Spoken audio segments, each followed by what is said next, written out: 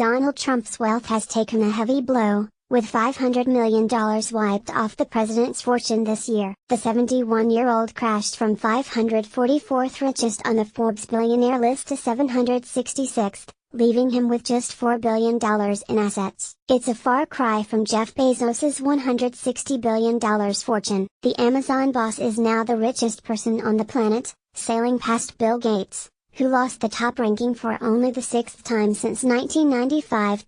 The bad news for Mr. Trump comes on top of the businessman losing $762 million from his net worth in Forbes' 2017 rankings. At the time, this was put down primarily to a drop in real estate as well as a court case and declining numbers of visitors at some of his golf resorts. The magazine this year attributed his plunge to a fall in the value of luxury real estate around Midtown Manhattan, where the core of his wealth is tied up in half a dozen buildings. Trump Tower fell in value by an estimated $52 million last year as the rise of e-commerce ate into the worth of properties in previously lucrative shopping areas, and another of his vast properties at 6 East 57th Street is facing the gloomy prospect of long-term tenant Nike moving out in the next few months. The former reality star started out working for his real estate mogul father, Fred, before becoming the first billionaire president in history in January 2017. His two eldest sons, Donald Jr. and Eric, are running his business while he is in office. But there have long been questions over whether Mr. Trump is as rich and successful as he claims to be. In 2015, the then Republican presidential candidate unveiled documents setting his personal fortune at more than $13.5 billion, with an annual income of more than $491 million.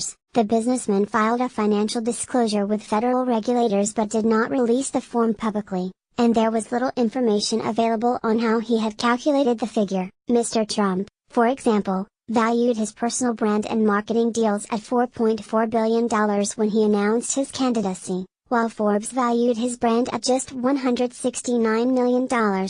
His campaign team said the federal forms are not designed for a man of Mr. Trump's massive wealth.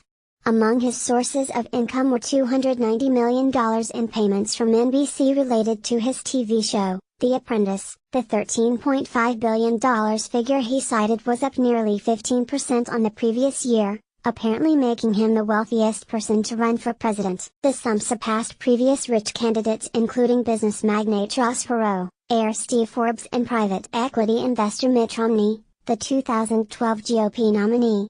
"I have a Gucci store worth more than Romney," Mr. Trump told the Des Moines Register, referring to the fashion company's flagship store in New York's Trump Tower. It's not the only time he has boasted about his finances. In March 2011, Mr. Trump told ABC's Good Morning America, "Part of the beauty of me is that I am very rich."